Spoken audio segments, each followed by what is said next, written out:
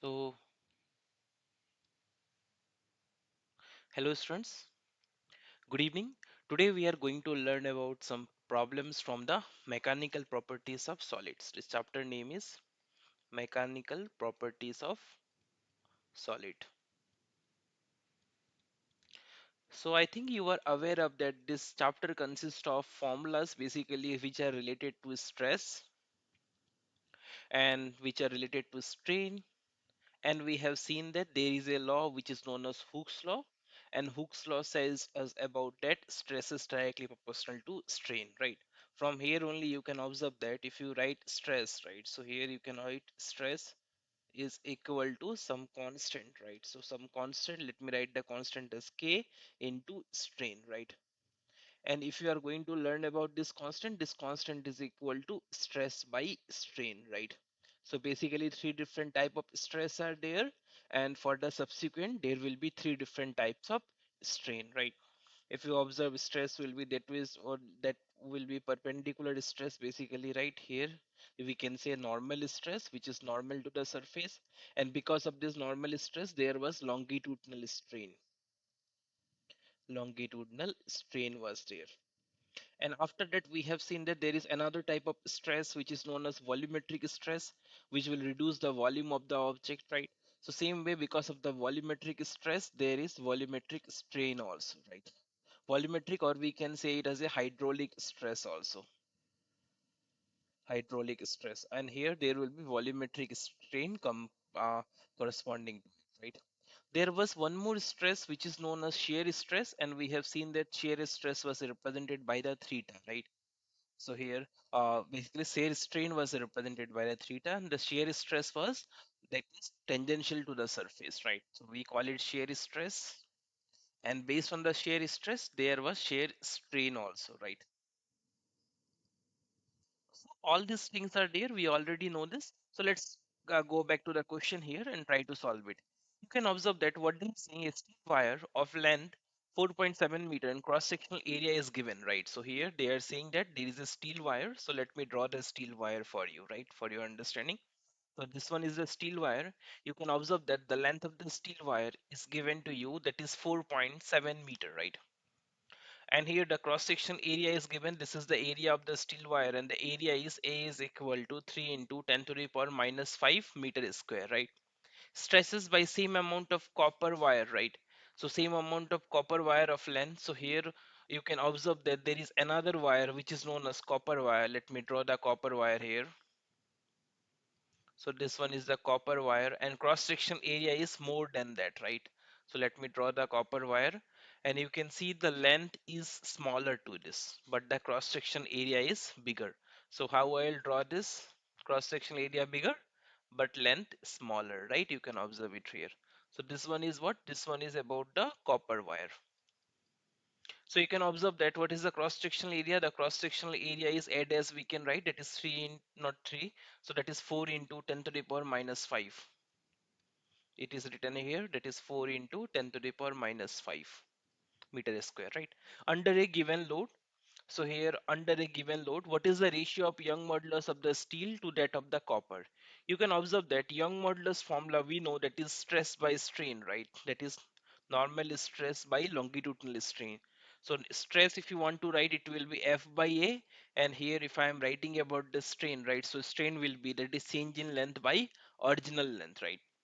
So now you can observe that. So what is the ratio of Young modulus of the wire? So now under A, you can observe that stresses by same amount. What does this mean? Stresses by same amount means the extension is same. I hope you are understanding the point, right? For same extension and load, right? F and del R L are same. So now you can see under the given load. So given load is also same. So two things we are getting same. So that is one and this one is two. Extension is one and this is load two. So now the formula will be, if I substitute the formulas here, right? So what happened? It this F and del L get cancel out, right? So ultimately we are getting this relation. This is the relation, that is Young modulus for the steel wire and Young modulus for the copper wire, right? So we got this relation, right? If you got this relations, you just put the values of the corresponding length and the area of cross section. So based on that, if you get the corresponding length and area of cross section, they are asking you of the Young modulus, right? So young modulus of steel by young modulus of copper, you can easily get, and here this is our answer. That is 1.8. There is no unit because we know uh, young modulus is here basically it is the ratio of two young modulus, right? So that's the reason there is no unit in this. Now let's go to the next question here.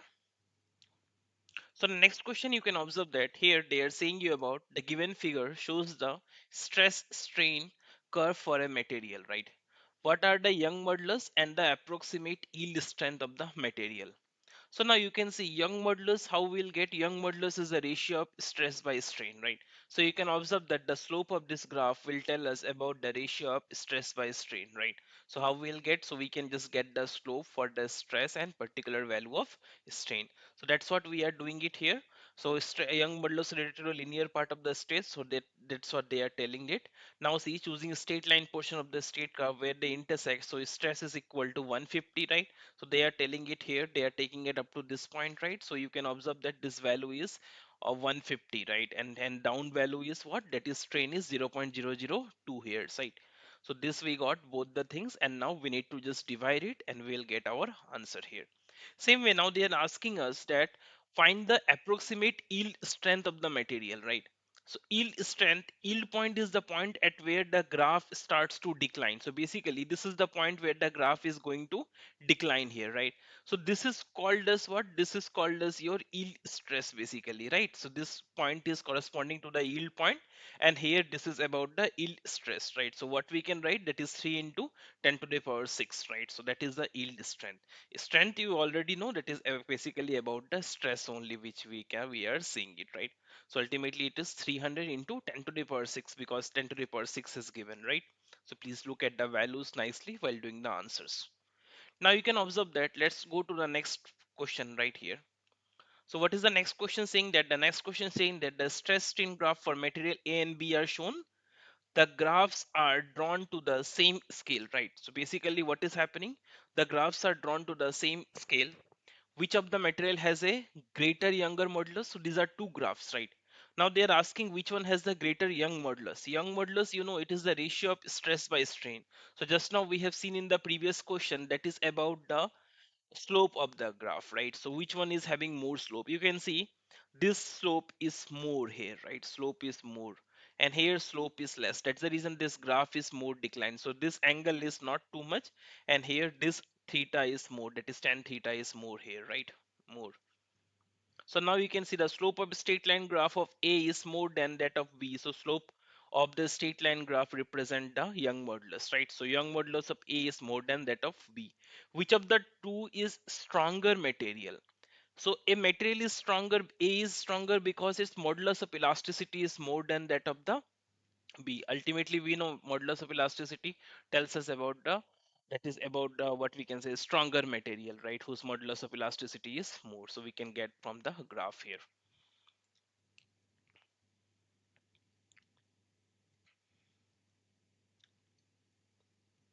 After that, you can see here, this is a question, right? So you can observe it from here that,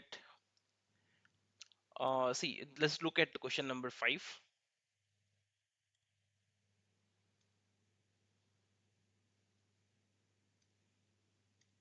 What is happening? Two wires of diameter 0.25 centimeter diameter is given for both the wires, right? So they have diameter. What is the diameter of both the wires? They are saying that the diameters, two wires of diameter 0.25 centimeter. One is made up of steel and other is made up of brass, right? So here this is steel already mentioned, and this one is brass, you can observe. The unloaded length of steel wire means what? We can say basically the length of steel wire, right? Which we know that is 1.5 meter, and that of the brass wire, that is length of the brass wire, which we given, that is 1 meter, right? Which we have also shown in the diagram. Young modulus of steel is given, and compute the elongation of steel and brass wire.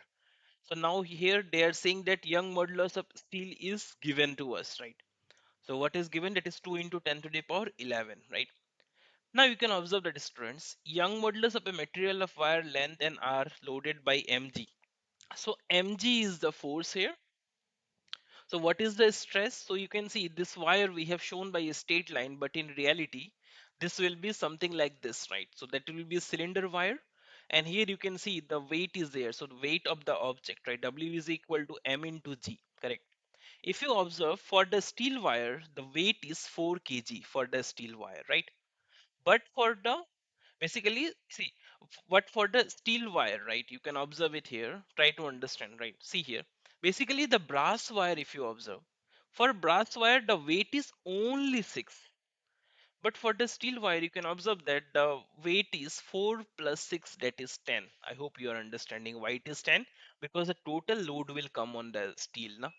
For brass, only one part of the load is coming, that is 6 kg, right? So now see here, young modulus of material of wire of length L and R is given by, so this is the formula we already know. Extension is given by L, right? So it is change in length by original length, right? So here, change in length by original length, correct? So change in length is the extension here, right? So extension we are writing.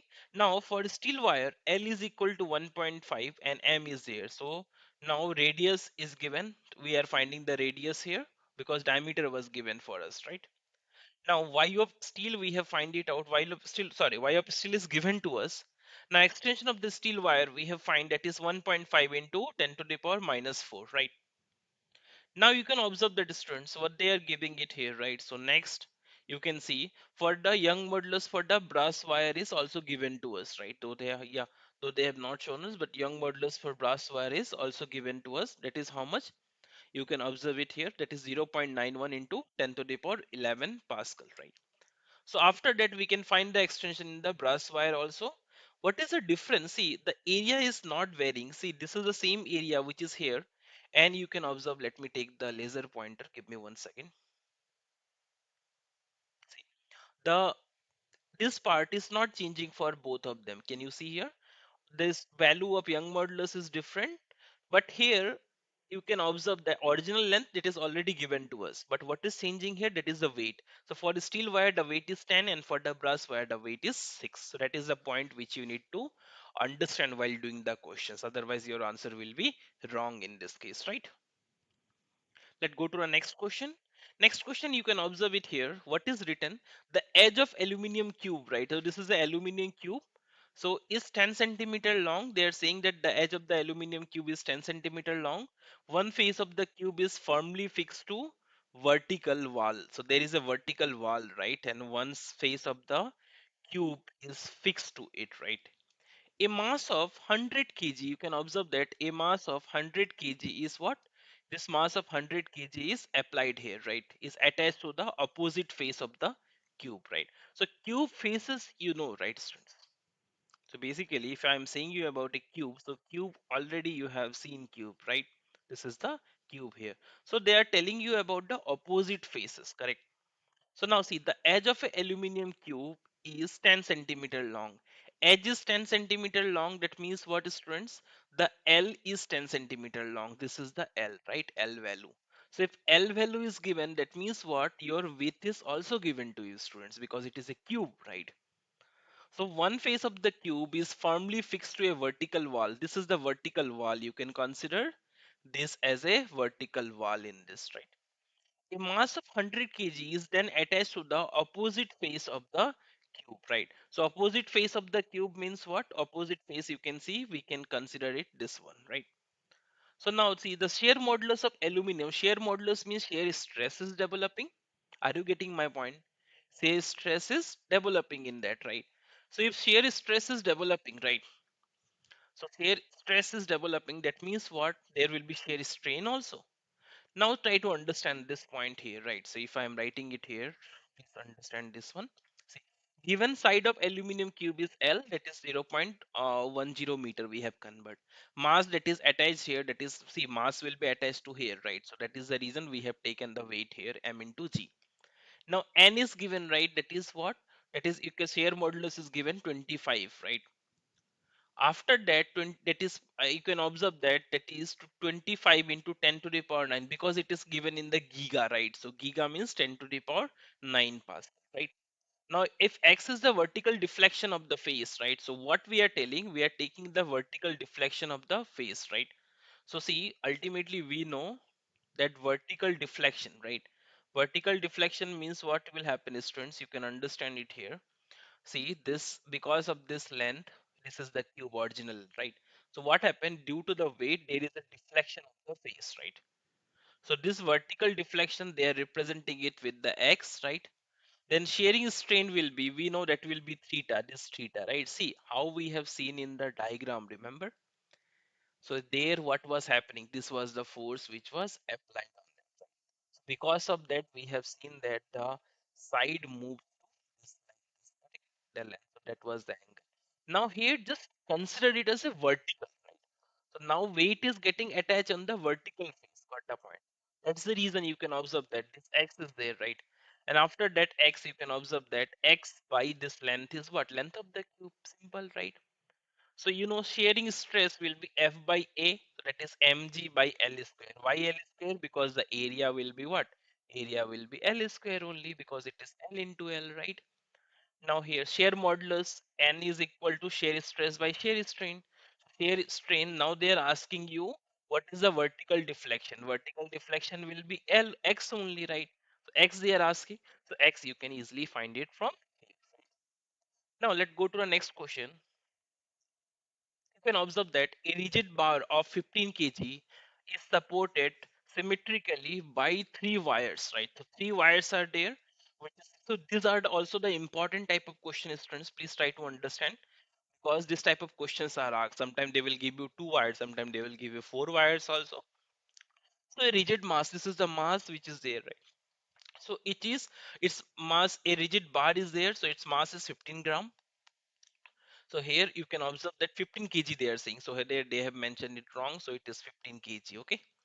Now see, is supported symmetrically by three wires, each of 2 meter long. The wires are 2 meter long. Each wire is how much? 2 meter long. So now they are saying supported symmetrically means each wire is supporting, right? So each wire is supporting how much of weight? Each wire is supporting weight that is 15, right? Basically you can observe what is that, that will be 15 by 3 kg of mass. I hope you are understanding, right? So that's the reason load supported by each wire they have shaken. Now what they are saying, those at the end are of copper and in the middle are of iron. So at the end it is copper, this is copper, and this one is iron, right? Determine the ratio of their diameter if each is to have the same tension. Now they're saying you have to give the diameter same, right? Diameter you have to give it, or sorry, you have to give the ratio of the diameter. Means diameter you can't keep same, right? Otherwise what will happen? Different young modulus, different things will come, right? Different elongation will come. So now see load supported by each wire, so you can observe that is 49 newton we have find in terms of newton. From relation we can see young modulus is equal to, that is mg, right, by pi r square, that is a stress, L by, that is original length by change in length, right? So mg by this we are getting this formula, we got it, right? Now from here you can observe that d square is a diameter square. Diameter square is equal to, that is because we know that we need the ratio of the diameters, right? So that's the reason diameter square is equal to 4 mg L by pi y into L. So you can see we are just trying to find the relation. We don't need all the values, right? Because the weight is mg is same for each and every one, right? So now see extension mg, length L and extensions are same because they have tooled it, right? And the ends determine the ratio of the diameter. Each one has to be the same tension. Tension is same, that is mg. Length is same L, because if one length will go, that means what? There will be imbalance with that, right? Now have same tension also they have told, right? Tension, length and mass, and then all these things, extension also same. That means what, we are getting a relation, that means d square is inversely proportional to the young modulus, right? So d by copper, right? So ultimately what, that is d by copper by d of iron we have taken. So what we are getting, y of iron and y of copper, right? So you can observe that that will be given, so this young modulus value will be given, no need to worry about that, right? Now see, Y of iron is given 190 into 10 to the power 9, Y of copper is 120 into 10 to the power 9, right? So ultimately 19 by 12. So then again we'll take root and we are going to get this value. I hope you understood this question, right? So that is what, students, I hope you understood this part, right? It's very important questions I have bring it here. These are all your NCRT questions, right?